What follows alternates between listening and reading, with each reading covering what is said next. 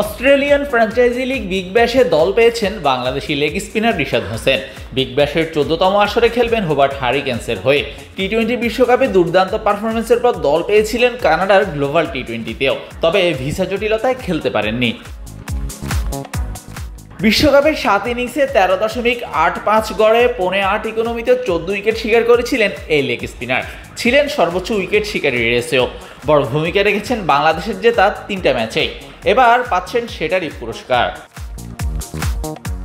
শুধুই বল হাতেই নয়, ব্যাট হাতেও বেশ ভালোই একটা বছর পার করছেন এই লোয়ার অর্ডার। শ্রীলঙ্কার বিপক্ষে টি-20তে 30 বলে 53, ওয়ানডেতে 18 বলে আনবিটেন 48 এবং ভারতের বিপক্ষে বিশ্বকাপে 10 বলে 24।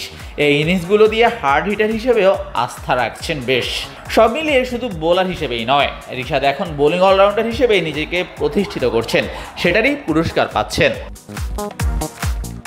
রিশাদ ছাড়াও বিগ ব্যাশের ড্রাফটে নাম ছিল আরও 9 বাংলাদেশি ক্রিকেটারের। তাদের মধ্যে আছেন ব্যাটার জাকের আলী অনিক, রনি তালুকদার, তানজিদ তামিম এবং শামীম পাটোয়ারি। নাম দিয়েছেন pace bowling allrounder Mohammad Saifuddin. একমাত্র স্পিনার হিসেবে ছিলেন তাইজুল ইসলাম। পেসারদের মাঝে হাসান মাহমুদ এবং তানজিম সাকিব।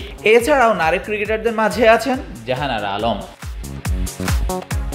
এখনো পর্যন্ত বিগ ব্যাশ খেলা একমাত্র বাংলাদেশি ক্রিকেটার সাকিব আল হাসান। 2014 সালে অ্যাডিলেড স্ট্রাইকার্সের হয়ে খেলেছিলেন 2 ম্যাচ, আর 2015 সালে মেলবোর্ন রেনেগেটসের হয়ে খেলেছেন 4টা ম্যাচ। শাহরিয়ার শাওন, স্পোর্টস বাংলা।